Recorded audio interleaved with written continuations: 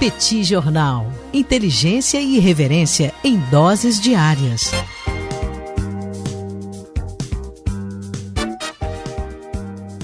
Olá, gente! Bem-vindos a mais um bate-papo do Petit Jornal, esse encontro semanal aqui do nosso podcast, encontro entre os professores Daniel Souza e Tanguy Bagdadi, para repercutir um pouco os acontecimentos da semana, os acontecimentos dos últimos dias na área de economia e de política internacional. E aí, Tanguy, tudo bem? Tudo tranquilo? Tudo calmo? Tudo bem, Daniel. Cara, eu tava olhando a pauta que você mandou aqui, do que você queria falar, e eu fiquei extremamente surpreso com uma coisa que você me mandou. Parece que chegaram realmente à conclusão de que, assim, fazer besteira com relação ao meio ambiente, ou dizer que não importa, traz consequências econômicas, é isso mesmo? Que eu achei tão esquisito isso, assim, que a gente realmente ninguém imaginava, né? Pois é, essa foi uma declaração do presidente do Banco Central do Brasil, né, o Roberto Campos Neto. É uma declaração de hoje, dessa quarta-feira, 14 de outubro de 2020, dizendo que o risco ambiental está fazendo o Brasil receber menos recursos estrangeiros. Ele disse isso com todas as letras, inclusive ele destacou que em comparação com outros países emergentes isso é bastante visível.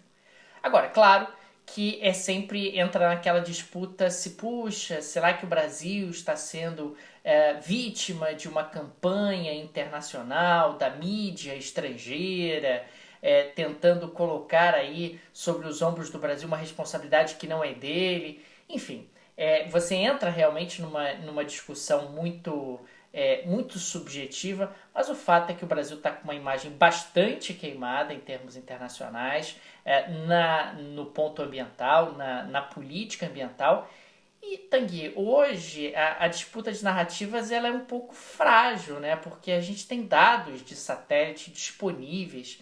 Não tem muito tempo o governo brasileiro chegou a questionar ou a pensar trocar a forma do INPE fazer a divulgação dos dados de satélite, dos dados de monitoramento. Agora, não tem como, você não tem como esconder que o Brasil está tendo aí uma devastação e um volume de queimadas muito acima do normal, e isso está trazendo consequências bastante sérias para a economia brasileira no que tange a entrada de investimento estrangeiro. O Brasil é um país que depende bastante de investimento estrangeiro, ainda mais dentro de um momento onde a economia brasileira está muito fragilizada, e você ter uma imagem ambiental desgastada não ajuda. O próprio acordo entre Mercosul e União Europeia recebeu aí um voto de desconfiança do Parlamento Europeu, e a questão ambiental foi fundamental nesse processo. Então, me parece que não dá mais para esconder. É isso.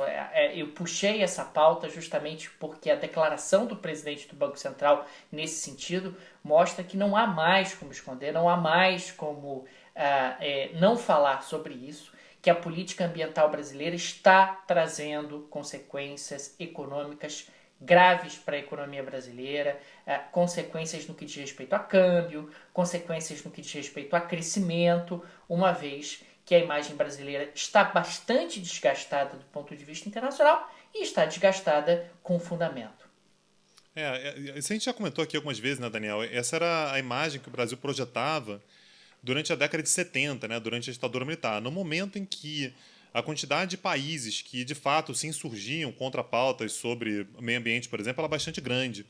Atualmente é meio que uma pauta inquestionável. Assim, o mundo inteiro olha para isso, basicamente porque os consumidores olham para isso, as pessoas olham para isso. Então, é quase inocente você querer acusar a imprensa de estar fazendo campanha, o Leonardo DiCaprio de estar fazendo isso ou aquilo e tal, quando na prática é você que está sendo o grande prejudicado. Não adianta espernear, você tem que agir com relação ao meio ambiente. Isso a gente já falou várias vezes. O ideal é você realmente se preocupar com o meio ambiente. Se você não se preocupa, mente. Finge que se preocupa, diz que se preocupa, faz alguma coisa para que o mercado olhe para você e considere que você é minimamente preocupado com o assunto. Então, é de fato um assunto que a gente já repercutiu aqui várias vezes. Hoje me parece que é a constatação final, né, inequívoca, de que esse é um problema sério para a economia do Brasil. Aliás, são vários os países, inclusive, que mentem, né, Tanguy? Que dizem que estão preocupados com questões ambientais e não estão. E nesse momento, a postura brasileira está sendo mais ou menos a seguinte: olha, eu não estou preocupado e não estou mesmo. Quer dizer, é uma postura nesse sentido até muito infantil, muito pouco realista. E aí, falando do realismo das relações internacionais, muito pouco pragmática, muito pouco focada realmente nos interesses do país. Daniel, você que é um homem da da África portuguesa, você sabe onde fica Cabo Delgado? Cabo Delgado? Não, Isso. mas você vai me Não, contar, tenho menor certeza. ideia, né? Tenho certeza. Cabo Delgado, Daniel, é uma região que fica no norte do Moçambique.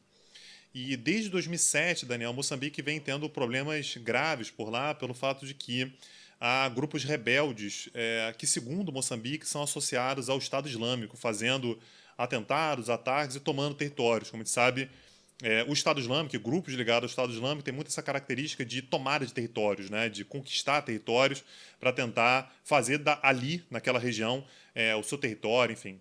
E os dados, assim, são coisas que a gente às vezes ouve muito pouco falar, e foi por isso que eu achei importante trazer como pauta, é de que cerca de 300 mil pessoas fugiram já dessa região de Cabo Delgado.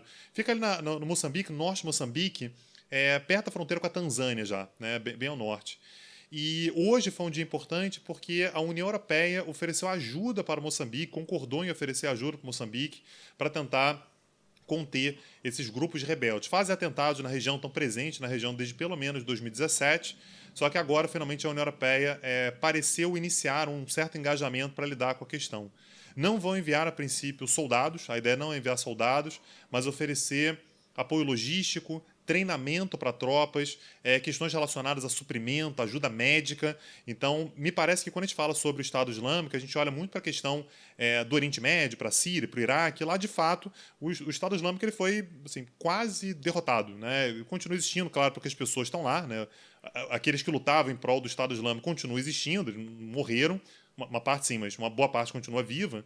Então, claro que o Estado Islâmico pode voltar, mas é importante saber que grupos islamistas bastante perigosos estão em outros lugares, e o Moçambique é um deles. Me pareceu bastante relevante saber que a União Europeia iniciou pelo menos algum nível de mobilização para tentar combater esses grupos do norte do Moçambique. Agora, me chama a atenção a presença de um núcleo do Estado Islâmico naquela região, né? Eu não sei se é algum tipo de transbordamento de algum outro lugar, etc. Você tem informações da origem desse grupo? Isso, sem dúvida alguma, me surpreendeu.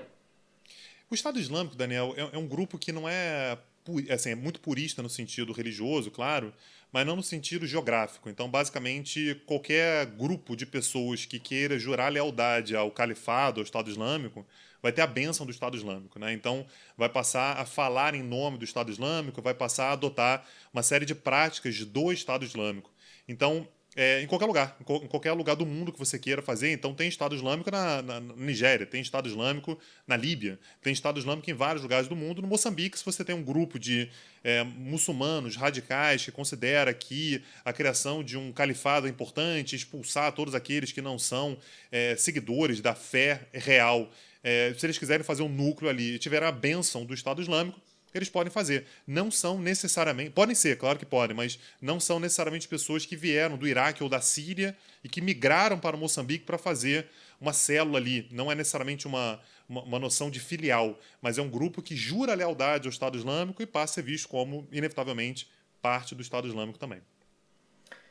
Ok. Qual é o próximo tema da nossa pauta de hoje, Tanguy? Relatório do FMI. Que o FMI... Quais são as boas notícias que o FMI nos traz hoje, Daniel? Olha, são boas notícias. O FMI soltou essa semana o seu relatório trimestral, né? O seu relatório trimestral, que é sempre aguardado com muita expectativa. É um relatório chamado World Economic Outlook. Gostou, né, Tanguy? Viu a minha pronúncia do interior? Treinou, né? Deu pra ver que você treinou, você foi no impulso e conseguiu falar de primeiro. Gostei. Rapaz, o meu inglês, ele tem um sotaque levemente do interior do Tennessee, você sabe, do né? Tennessee, sim. Pois é. Então ele tem esse charme peculiar.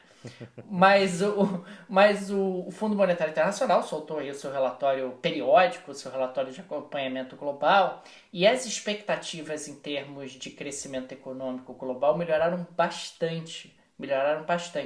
Inclusive para o próprio Brasil. O relatório anterior, o FMI previa uma retração do PIB brasileiro em 2020 de mais de 9%, e agora a previsão do FMI é que o PIB brasileiro vai retrair 5,8%. O PIB americano que retrairia no último relatório mais de 8%, agora deve retrair apenas, e aí o apenas entre aspas, 4,3%. Então a gente está falando de expectativas que melhoraram. O crescimento chinês, que era de 1%, agora está projetado para 1,9%. A China também não sabe brincar com nada, né? Assim, Pois a é. China, enfim. A gente está falando de previsões que oscilam muito ao longo dos meses e não é difícil de explicar, porque quando a pandemia apareceu, o nível de previsibilidade do que ia acontecer era baixíssimo, baixíssimo. E conforme os meses vão avançando, conforme os dados trimestrais vão aparecendo, é natural que você possa fazer aí uma projeção mais apurada do que está acontecendo ou do que deve acontecer nesse ano de 2020 e no ano de 2021.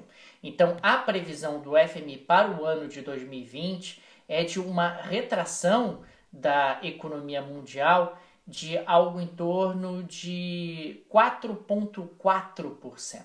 Quer dizer, ainda é uma retração muito forte. Lembrando que no início do ano a previsão era que o planeta cresceria 3%, e agora a gente está falando de um mundo que deve encolher 4,4%. Né? É bastante. É uma queda muito expressiva, um nível de destruição de renda absolutamente gigantesco. Mas mesmo assim, a gente está tendo gradativamente expectativas melhores. O destaque negativo continua com a Europa, né? Você tem Espanha com uma previsão de retração de 12,8%, Itália 10,6%, Reino Unido 9,8%, França também 9,8%, e isso tem uma relação direta também com uma segunda onda de contágio, de infecção pela Covid-19 que está se formando na Europa, né? Você teve até o estabelecimento de toque de recolher em Paris, né? Algo que não acontecia há décadas na França. Então existe aí a perspectiva de uma deterioração da economia europeia nesse último trimestre de 2020, o que, claro, acaba piorando aí as previsões para a economia europeia. Num certo sentido, Tanguy, tá se confirmando, em linhas gerais, o que a gente havia trabalhado até na aula gratuita do Petit Jornal sobre os impactos da pandemia. A China se recupera muito rapidamente, a China consegue fechar o ano de 2020 no azul. Os Estados Unidos não conseguem ter o mesmo desempenho da China, mas têm um desempenho muito melhor do que o desempenho europeu. Realmente a União Europeia ela foi a mais impactada, não só do ponto de vista sanitário, do ponto de vista de vidas humanas, mas também do ponto de vista econômico. A União Europeia ela perde relevância, ela tem muita dificuldade de se recuperar em momentos como esse, tem uma economia muito travada, uma economia pouco flexível, pouco inovadora, pouco dinâmica em comparação com a economia americana e com a economia chinesa. Então, os Estados Unidos perdem espaço em relação à China, mas a União Europeia perde muito espaço em relação à China e em relação aos Estados Unidos. Isso é uma péssima notícia para a União Europeia. Para o Brasil, a gente está falando aí de uma retração de 5,8%, é melhor do que os 9% que estava projetado no último relatório do FMI, mas ainda é um resultado muito desastroso e se ele se confirmar, vai ser a maior retração no único ano da história do Brasil. Daniel, aí só pergunta assim, em termos de timing, porque esse relatório, pelo que você está dizendo, saiu hoje ou ontem, né? Um relatório muito fresco, né? Acabou de sair. E me parece que as notícias com relação à Europa elas foram muito dramáticas, né, em termos de assim, avanço da pandemia mais uma vez, né, em Portugal, na França, na Espanha, na própria Alemanha, né, nos últimos 3 dias. Eu não sei se isso já está refletido nas previsões que foram feitas ou se ainda não, porque assim, as notícias elas mudam todos os dias. Né? A cada dia a gente tem notícias de um avanço maior em algum lugar. Isso já tá aspas aqui, precificado ou não? Não está totalmente precificado. Já havia uma expectativa de uma segunda onda na Europa, já haviam indicadores negativos do ponto de vista da pandemia quando esse relatório foi produzido, mas nada parecido com o que nós observamos nos últimos 3 dias. Essa tendência de alta no número de casos na Europa, ela já tem semanas. Há semanas isso já está acontecendo e isso já havia influenciado na formatação desse relatório. Agora, não o que nós vimos nos últimos 3 dias, que foi uma deterioração muito intensa no caso da Europa e que vai trazer consequências econômicas, sem dúvida alguma, bastante severas para a União Europeia nesse último trimestre de 2020.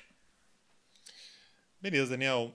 Uma outra pauta que é importante, que está rolando essa semana também, é que um acordo que foi assinado entre Estados Unidos e Rússia na época do Obama, né, esse acordo é de 2010, é o chamado New START. Né? New START é uma tentativa de retomar aquelas negociações de redução de armamentos nucleares da década de 1990. E naquele momento, o Obama e o Medvedev é o poste do Putin, né? Então Putin teve 2 mandatos como presidente, aí não podia mais continuar como presidente, ele virou primeiro-ministro, continuou mandando e colocou o Medvedev lá para ser presidente e ocupar o lugar dele durante um mandato. Depois ele voltou a ser presidente, continua sendo presidente até hoje e vai continuar durante um bom tempo. Mas em 2010, o Obama e o Medvedev assinaram esse acordo que estabelece a diminuição da quantidade de ogivas nucleares mobilizadas. A ogiva nuclear mobilizada é aquela que está pronta para ser utilizada imediatamente.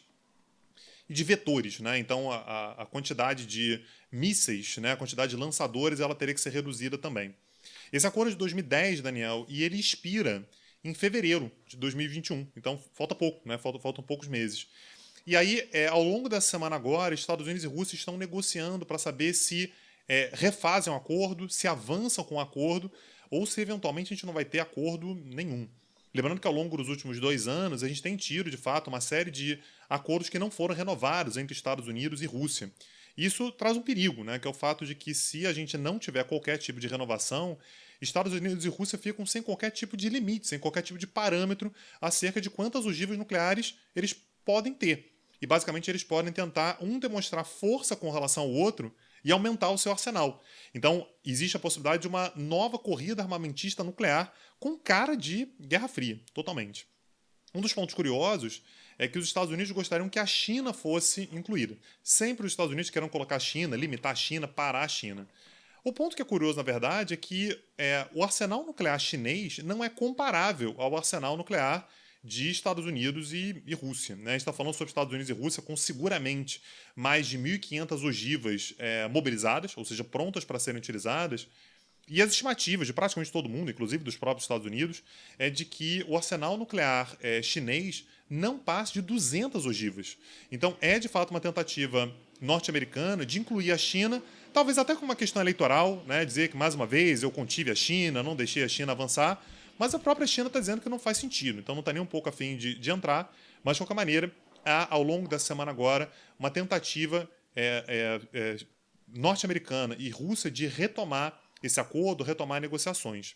Dado curioso é que teve uma diferença de versões. Os Estados Unidos disseram, por meio do seu negociador, e o Mike Pompeo, né, o secretário de Estado, confirmou, que eles estavam muito perto, eles já tinham um rascunho. A Rússia disse que não tem nada. A Rússia disse, não tem nada, a gente está começando agora, vamos ver o que vai dar. Mas certamente vai ser um tema que ao longo das próximas semanas vai mobilizar as relações diplomáticas entre os dois, e me parece que tem um impacto eleitoral nisso também. O Trump poder dizer, né, no finalzinho do período eleitoral, que conteve a Rússia, que fez um acordo e que finalmente tentou, pelo menos, incluir a China em algum tipo de mediação no caso das armas nucleares. Agora, Tanguy, você que é um especialista em armas nucleares, isso é verdade, isso não é uma ironia. O pessoal que está nos ouvindo não sabe que o Tanguy tem uma dissertação sobre o programa nuclear iraniano. Me diga uma coisa, você está falando de 1.500 ogivas para lá, 200 ogivas para cá. Quantas ogivas nós precisamos para destruir o planeta inteiro?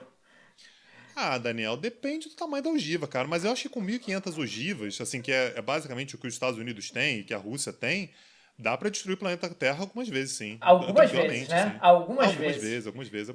No final das contas, Daniel, assim, essa quantidade de ogiva nuclear é o cara que quer ter o carrão, assim, e ele quer ter o maior carro de todos. Que não faz a menor diferença, tá? Ele vai chegar do mesmo jeito que o cara que tem um Gol, né? Ele vai chegar do mesmo jeito.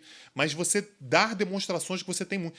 Essas armas nucleares, elas não são utilizáveis. Não dá para usar essas armas nucleares todas. Tanto é que a estratégia que o Trump adotou desde o início do governo dele foi de tentar mudar a estratégia nuclear norte-americana e passar a usar armas nucleares que são... Isso aqui é contraintuitivo, tá? Mas são armas mais perigosas porque elas são menores. são armas que têm uma capacidade de explosão menor. Qual é o impacto disso? Se elas são menores, é mais crível que alguém queira utilizá-las.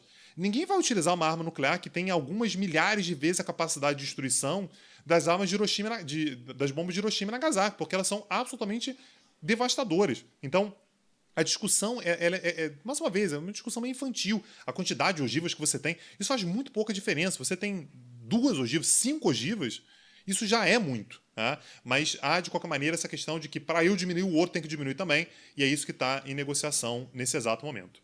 Porque você me chamou muita atenção quando você falou,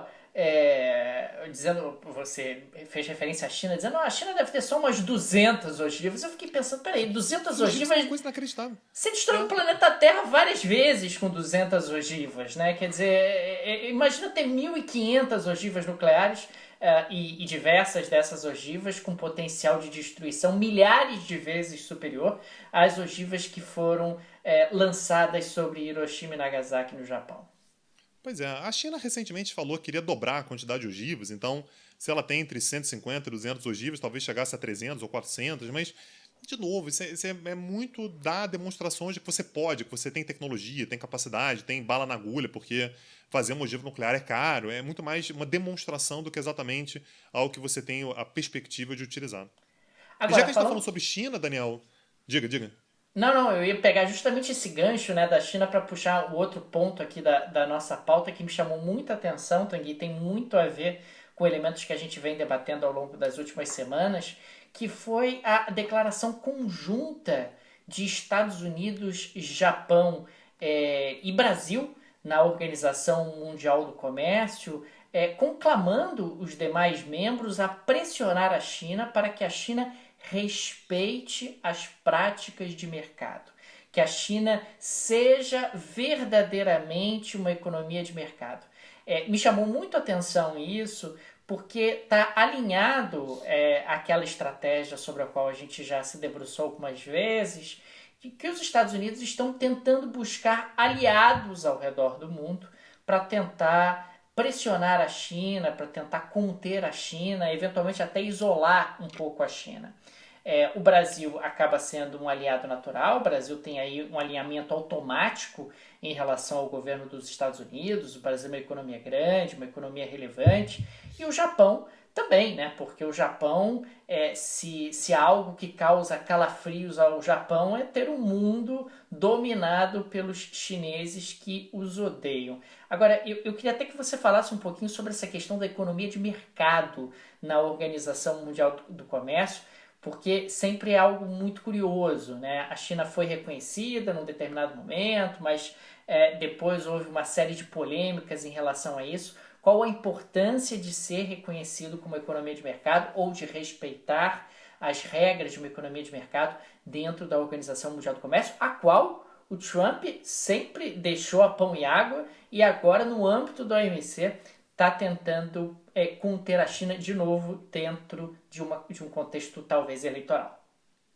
A China entrou na OMC, Daniel, num contexto bastante curioso, que foi em 2001, né, no momento em que os Estados Unidos estavam se lançando na guerra ao terror, os Estados Unidos precisavam de apoio. A China disse que poderia apoiar, inclusive, a guerra ao terror, como de fato apoiou, né, pelo menos aquela invasão ao Afeganistão em outubro de 2001. E o que a China pediu em troca foi, olha, eu apoio, claro, vamos junto e tal, tô junto com você, a guerra ao terror é importante, mas tem um negócio que tá pendente aí da OMC e tal, e os Estados Unidos vão lá e fazem a articulação toda para a China entrar na OMC no finalzinho de 2001, foi novembro de 2001. A condição que foi colocada para a China entrar na OMC, no entanto, era exatamente que ela não fosse reconhecida como economia de mercado, o que significaria que ela teria um prazo de 15 anos, nos quais ela seria reconhecida como uma economia de não mercado. O que significa ser uma economia de não mercado? A China não poderá vender produtos a preços excessivamente competitivos. E é o que é curioso, né? Porque assim, você determina que se a China ela consegue produzir alguma coisa a $3 e que esse produto é vendido internacionalmente por $10, a China será obrigada a vender não a 3, mas a 10. Por quê? Porque ela não é uma economia de mercado e, portanto, ela não pode ganhar vantagem sobre os demais pela sua competitividade excessiva. A China amou isso. A China achou isso o máximo, porque, você imagina, se ela produz a 3 e ela é obrigada a vender a 10, a margem de lucro dela é enorme Isso permite, portanto, que a China, inclusive, invista mais em tecnologia. Aliás, a gente está vendo agora a Apple acabou de lançar o iPhone 12 e tal, e está todo mundo esperando para saber como é que vai ser o Xiaomi, né? Como é que vai ser o próximo celular da Huawei, porque a China adquire muita tecnologia, muita qualidade com isso. A questão é que esse prazo terminaria em 2016. O que a China disse é, olha, é automático, era 15 anos, agora eu quero ser reconhecida como economia de mercado. O que a OMC, junto com os Estados Unidos, dizem é, olha, não é bem assim. Para você ser economia de mercado, você tem que ser uma economia de mercado. Então a gente vai fazer uma avaliação. Então essa é uma disputa que existe de 2016 para cá. Se a China é uma economia de mercado ou não. Até hoje ela não foi reconhecida como economia de mercado. Então ainda há uma questão importante, mas a China não vê problema nenhum em continuar vendendo produtos a valores mais altos. Se eventualmente a China for reconhecida como economia de mercado, o que ela vai fazer é que ela vai poder baixar ainda mais os produtos dela, né, o preço dos produtos dela, e ela se torna ainda mais absurdamente competitiva. Mas esse é mais uma frente. Aliás, elemento curioso, né? 2016 foi exatamente o ano da eleição do Trump. Então, toda essa disputa de 2016 para cá foi exatamente durante um governo que tem por objetivo, em grande medida, conter a competitividade chinesa. Agora, por que Brasil, Japão e Estados Unidos pedem compromisso com economia de mercado? Por que a declaração tem esse termo, politicamente? Porque o que eles estão querendo dizer, Daniel, e talvez você consiga explicar ainda melhor as variáveis aí, quando eles falam sobre economia de mercado, o que eles estão querendo dizer, em primeiro lugar, a questão da moeda. A gente quer que a moeda não seja câmbio fixo, né? A moeda ela tem que flutuar. E essa é a principal reclamação. Quando se fala sobre economia de mercado, a principal reclamação é o yuan é artificialmente desvalorizado, isso faz com que a China seja artificialmente competitiva. Então, quando eles falam sobre a China tem que se comprometer com a economia de mercado, o que eles estão dizendo, traduzindo, né, tecla SAP, a China tem que deixar o câmbio flutuar. Lembrando que a China adota um regime de câmbio fixo, o Banco Central chinês mantém a taxa de câmbio artificialmente desvalorizada, aliás, isso acontece já há algumas décadas, o que pode ser caracterizado claramente como dumping cambial, ou seja, a China ganha competitividade artificial através da manipulação do câmbio. E isso é verdade, isso é uma realidade. A China realmente manipula o câmbio e a China realmente ganha competitividade através desse câmbio artificialmente desvalorizado, algo que muito provavelmente não poderia ser replicado se num outro país que não fosse uma ditadura como é a China. Pois é, Daniel. Tem mais algum comentário aí sobre China, Estados Unidos, Brasil, Japão, esse imbróglio aí na OMC? Não, acho que é isso mesmo. Então, beleza. Fazer nosso tradicionalíssimo agradecimento aqui aos nossos apoiadores.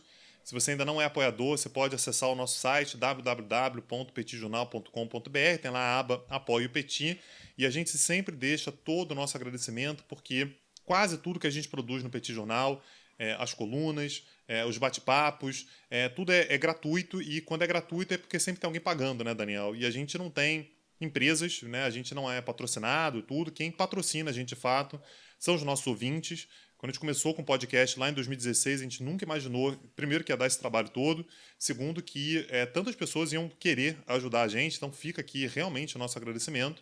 E, mais uma vez, se você gosta do Petit Jornal, quer que o projeto se mantenha, você pode ajudar de forma direta, né? É claro que indicar a gente, falar com um colega, estar conversando sobre um assunto, indica o Petit Jornal, isso ajuda demais a gente, mas você pode também chegar junto com grana, tanto no Brasil quanto no exterior. Tanguy, ninguém com menos de 120 anos de idade fala www. Não fala? Não, Tanguy, não fala, Tanguy. www não, é uma coisa muito old fashion, muito. Pô, você Daniel, tá você muito sabe o que eu por descobri fora. outro dia, cara? Sabe o que me falaram outro dia? Que rir com emoji é coisa de velho. Ah, é? Pô, Daniel, cara, rir com emoji, o emojizinho rindo. Não pode? Não pode mais, cara. Não é velho, é coisa de velho, não pode. Cancelaram o emoji? Cancelaram, não, cancelaram o emoji pra rir, tem emoji pra outras coisas, pra rir não pode. Pra rir não pode eu mais. não sei mais o que eu faço, cara. Tem que ser o kkk? Eu não sei, eu não tô atualizado. Se alguém souber aí, depois dá pra gente um manual de como é que se ri, né? Porque eu não sei, eu não sabia que o www também não podia. Rapaz. A pessoa tá botando aí, tá aceito, então beleza. Aí eu sei o que Aí, fazer. o pessoal tá me apoiando. www é brabo mesmo. Cara, você perdeu. Porra, brabo, né? Não Mas dá, cara. Vamos fazer www não dá. petijornal.com.br? Exatamente. Mas Simples, o pô. .com.br não caiu. O .com.br pode falar. Pode, porque aí você tem que Pode, especificar, tá. porque poderia ser só .com, mas no nosso caso é petijornal.com.br. É muito mais simples. Tá bom. Não, eu vou anotar da próxima vez para deixar que eu vou fazer direitinho. Tá bom? Obrigado, hein? Obrigado. Não, de nada. Satisfação, Você Revelo, sempre Tanguy. dando as orientações. Obrigado, Tanguy. Valeu, gente. Um abraço. Tchau, gente. Um abraço. Tchau. Petit Jornal. Inteligência e irreverência em doses diárias. Agora, o Petit Jornal está na web www.petitjornal.com.br.